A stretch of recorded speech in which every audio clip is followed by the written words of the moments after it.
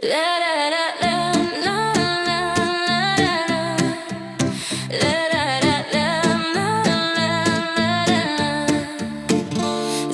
to nenápadne, u vás na grille, rodičia preč.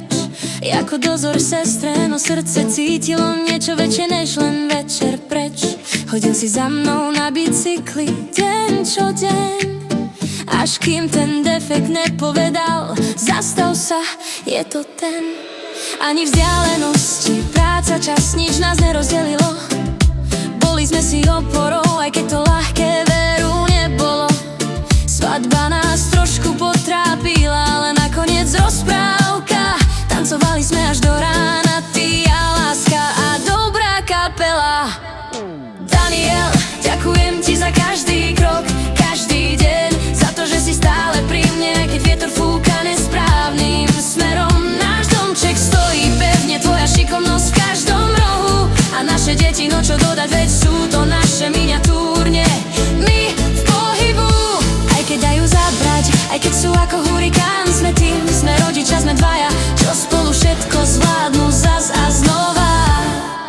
13 rokov manželov, 21 partnerov a stále si ten, ktorému by som povedala znova áno. Spolu sme zvládli viac, než by sme kedy čakali. Boj o rodinu, slzy aj smiech, dní, kedy sme ledva stáli. Ale ty si ma držal ako múr, čo nespadne. A ja som tu, srdcom plná, vďačná za každé tvoje zvládneme. Keď sa na teba pozriem, stále vidím toho chalana s iskrou v oku, s bicyklom a plánom, čo sa nezastaví pred ničím. A dnes si muž, otec, hrdina nášho príbehu. S tebou je aj chaos krásny a každá chvíľa má váhu. Daniel, ďakujem ti za nás, za každú cestu, ktorou sme prešli, aj keď bola plná výmolov. Za to, že stojíš vedľa mňa, že sa vždy vraciaš domov. Za lásku, za silu, za to, že si môj muž a ja tvoja žena.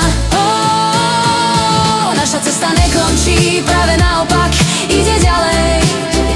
A ja sa teším na každé ráno, čo príde ešte po tejto noci. S tebou, mojím domovom, mojím mužom, mojím vždy. Ďakujem ti, Daniel, že kráčaš po boku mňa už 21 jesení.